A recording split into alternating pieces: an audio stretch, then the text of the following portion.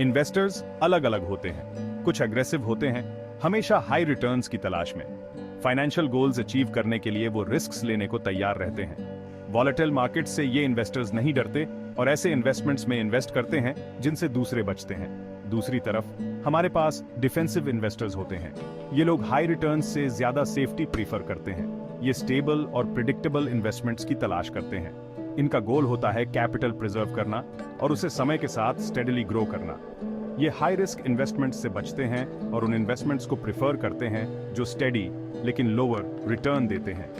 दोनों तरह के इन्वेस्टर्स की अपनी स्ट्रैटेजीज होती हैं। Aggressive investors stocks, high yield bonds और इमर्जिंग मार्केट्स में इन्वेस्ट कर सकते हैं। Defensive investors government bonds, blue chip stocks और अदर सेफ एसेट्स चूज कर सकते हैं। हर स्ट्रैटेजी के अपने बेनिफिट्स और ड्रॉबैक्स होते हैं। इन पर्सपेक्टिव्स को समझना बहुत जरूरी है। इससे आपको डिसाइड करने में हेल्प मिलती है कि आप किस तरह के इन्वेस्टर हैं। ये आपके इन्वेस्टमेंट चॉइसेस और स्ट्रैटेजीज को इन्फ्लुएंस करता है। ये जानना कि आप अग्रेसिव हैं या डिफेंसिव बेटर फाइनेंशियल डिसीजंस लेने में और अल्टीमेटली एक मोर सक्सेसफुल इन्वेस्टमेंट पोर्टफोलियो बनाने में हेल्प कर सकता है। हाई रिटर्न बॉन्ड्स, जिन्हें जंक बॉन्ड्स भी कहते हैं, अट्रैक्टिव इंटरेस्ट रेट्स ऑफर करते हैं, लेकिन ये बॉन्ड्स सिग्निफिकेंट रिस्क्स के साथ आते हैं। इन्हें लोअर क्रेडिट रेटिंग्स वाली कंपनीज इश्यू करती हैं। इसका मतलब है कि कंपनी के पेमेंट्स डिफॉल्ट करने का चांस ज्यादा होता है। एवरेज इन्वेस्टर के लिए ये रिस्क डॉन्टिंग हो सकता है। हाई रिटर्न्स टेम्पटिंग होते हैं, लेकिन लॉस की पोटेंशियल भी उतनी ही हाई होती है। जंक बॉन्ड्स अक्सर मार्केट वॉलेटिलिटी के अधीन होते हैं। इनकी प्राइसेस में वाइडली फ्लक्चुएशन हो सकती है, जिससे फ्यूचर परफॉर्मेंस प्रेडिक्ट करना डिफिकल्ट हो जाता है। हाई रिटर्न बॉन्ड्स में इन्वेस्ट करने के लिए केयरफुल एनालिसिस की जरूरत होती है। आपको इशूइंग कंपनी की फाइनेंशियल हेल्थ समझने की जरूरत होती है। स्पेशलाइज्ड नॉलेज के बिना यह चैलेंजिंग हो सकता है। इसके अलावा जंक बॉन्ड्स अक्सर अदर इन्वेस्टमेंट्स के मुकाबले लेस लिक्विड होते हैं। इसका मतलब है कि जब आप इन्हें सेल करना चाहें तो ये डिफिकल्ट हो सकता है। इन रिस्क्स की वजह से जंक बॉन्ड्स सभी के लिए सूटेबल नहीं होते हैं। ये उन लोगों के लिए बेस्ट सूटेड होते हैं जो हायर रिटर्न्स के चांस के लिए हायर रिस्क लेने को तैयार रहते हैं। मोर कंजर्वेटिव इन्वेस्टर्स के लिए अदर ऑप्शंस ज्यादा अप्रोप्रिएट हो सकते हैं। म्यूचुअल फंड्स जंक बॉन्ड्स में इन्वेस्ट करने का एक अच्छा तरीका हो सकते हैं। ये फंड्स कई इन्वेस्टर्स से पैसे पूल करके बॉन्ड्स का एक डाइवर्सिफाइड पोर्टफोलियो खरीदते हैं। ये डाइवर्सिफिकेशन रिस्क को स्प्रेड करने में हेल्प कर सकता है। हालांकि ऐसे म्यूचुअल फंड्स में इन्वेस्ट करने के अपने चैलेंजेस होते हैं, जिनमें जंक बॉन्ड्स शामिल होते हैं। एक मेजर इश्यू इन फंड्स से जुड़ी हाई फीस है। मैनेजमेंट फीस और अदर एक्सपेंसेस आपके रिटर्न्स को कम कर सकते हैं। जंक बॉन्ड्स जैसे हाई रिस्क इन्वेस्टमेंट्स पर फोकस करने वाले फंड्स के लिए ये कॉस्ट स्पेशली हाई हो सकते हैं।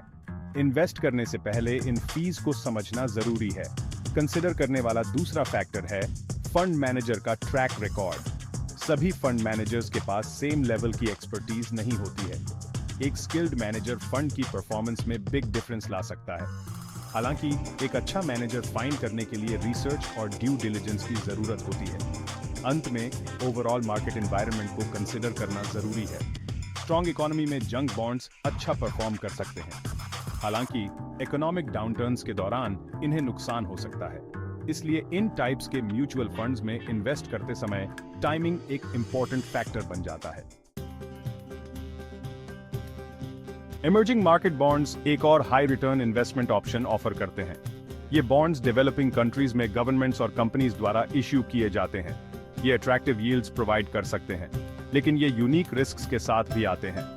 मेन रिस्क्स में से एक है political instability. Emerging markets government policies में सडन चेंजेस के अधीन हो सकते हैं। ये चेंजेस इशूअर्स की अपने बॉन्ड्स रिपे करने की एबिलिटी को अफेक्ट कर सकते हैं। इसके अलावा ये मार्केट्स डेवलप्ड मार्केट्स के मुकाबले ज्यादा वॉलेटाइल हो सकते हैं। करेंसी रिस्क कंसिडर करने वाला एक और फैक्टर है।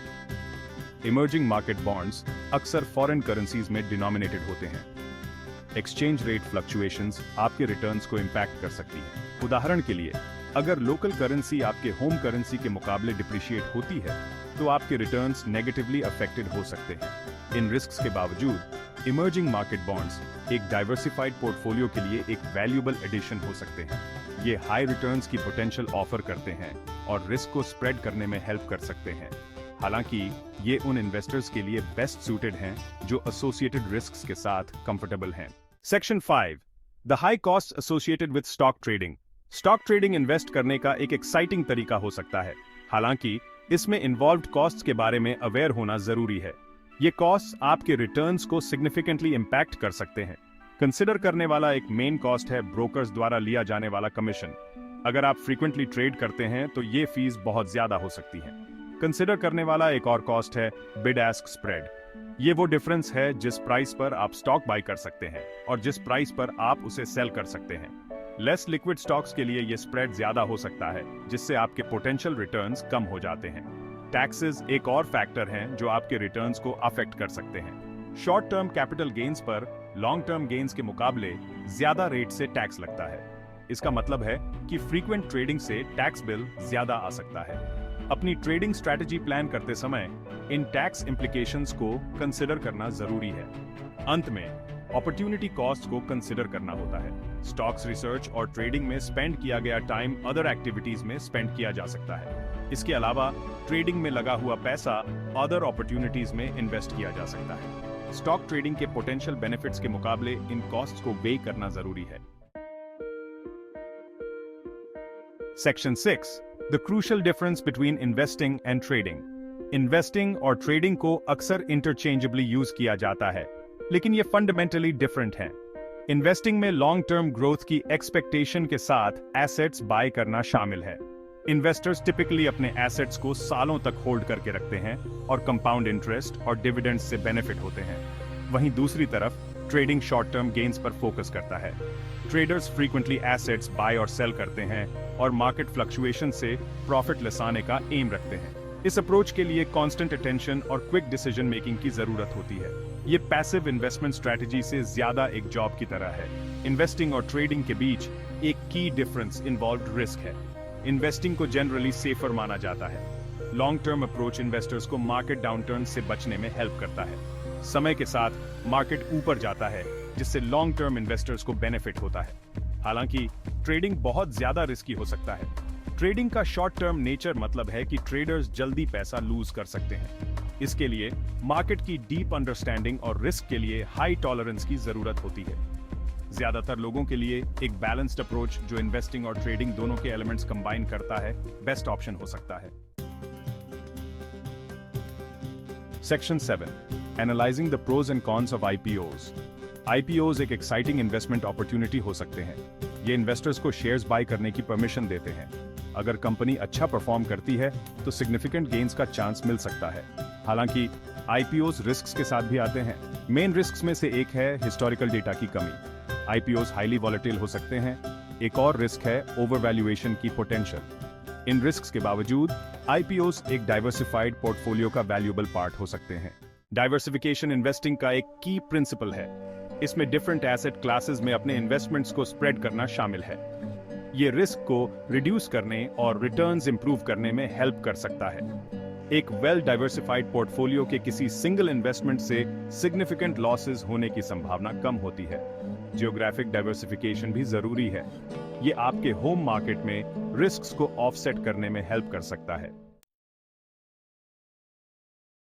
Section 9, the appeal and risks of foreign bonds. Foreign bonds एक अट्रैक्टिव इन्वेस्टमेंट अपॉर्चुनिटी ऑफर करते हैं। ये डोमेस्टिक बॉन्ड्स के मुकाबले हायर यील्ड्स प्रोवाइड कर सकते हैं। ये आपके इन्वेस्टमेंट पोर्टफोलियो को डाइवर्सिफाई करने का एक तरीका भी ऑफर करते हैं। हालांकि फॉरेन बॉन्ड्स अपने रिस्क्स के साथ आते हैं। मेन रिस्क्स में से एक है करेंसी रिस्क। फॉरेन बॉन्ड्स अक्सर लोकल करेंसी में डिनोमिनेटेड होते हैं। इसका मतलब है कि एक्सचेंज रेट्स में चेंजेस आपके रिटर्न्स को इंपैक्ट कर सकते हैं। उदाहरण के लिए, अगर लोकल करेंसी आपके होम करेंसी के मुकाबले डिप्रिशिएट होती है तो आपके रिटर्न्स नेगेटिवली अफेक्टेड हो सकते हैं। एक और रिस्क है पॉलिटिकल और economic instability. Foreign bonds issuing country की पॉलिटिकल और इकोनॉमिक कंडीशंस के अधीन होते हैं। गवर्नमेंट पॉलिसीज में चेंजेस या इकोनॉमिक डाउनटर्न्स इशूअर्स की अपने बॉन्ड्स रीपे करने की एबिलिटी को अफेक्ट कर सकते हैं। इन रिस्क्स के बावजूद फॉरेन बॉन्ड्स एक डाइवर्सिफाइड पोर्टफोलियो के लिए एक वैल्यूएबल एडिशन हो सकते हैं। ये हायर रिटर्न्स की पोटेंशियल ऑफर करते हैं और रिस्क को स्प्रेड करने में हेल्प कर सकते हैं। हालांकि ये उन इन्वेस्टर्स के लिए बेस्ट सूटेड हैं जो एसोसिएटेड रिस्क्स के साथ कंफर्टेबल हैं और जिन्होंने अपनी रिसर्च की है। Section 10, strategic approaches for aggressive investors. Aggressive investors हमेशा हाई रिटर्न अपॉर्चुनिटीज की तलाश में रहते हैं। एक स्ट्रैटेजी है हाई ग्रोथ स्टॉक्स पर फोकस करना।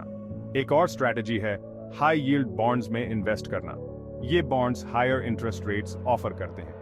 एग्रेसिव इन्वेस्टर्स इमर्जिंग मार्केट्स में इन्वेस्ट करना भी कंसिडर कर सकते हैं। ये हायर रिस्क्स के साथ भी आते हैं, जैसे कि पॉलिटिकल इंस्टेबिलिटी और currency fluctuations. Section 11 conclusion, the value of long term investment. Long term investment wealth build करने के लिए एक की स्ट्रैटेजी है। इसमें एसेट्स को एक्सटेंडेड पीरियड तक होल्ड करने के इंटेंशन के साथ बाय करना शामिल है। ये अप्रोच इन्वेस्टर्स को कंपाउंड इंटरेस्ट और लॉन्ग टर्म ग्रोथ से बेनिफिट करने देता है। ये शॉर्ट टर्म मार्केट फ्लक्चुएशंस के इंपैक्ट को भी रिड्यूस करता है। मार्केट्स शॉर्ट टर्म में वॉलेटिल हो सकते हैं, लेकिन लॉन्ग टर्म में ये ऊपर जाते हैं। अपने इन्वेस्टमेंट्स को होल्ड करके रखने से आप मार्केट डिप्स के दौरान सेल करने के टेम्पटेशन से बच सकते हैं और पोटेंशियल गेन्स मिस करने से बच सकते हैं। लॉन्ग टर्म कैपिटल गेन्स पर शॉर्ट टर्म गेन्स के मुकाबले कम रेट से टैक्स लगता है।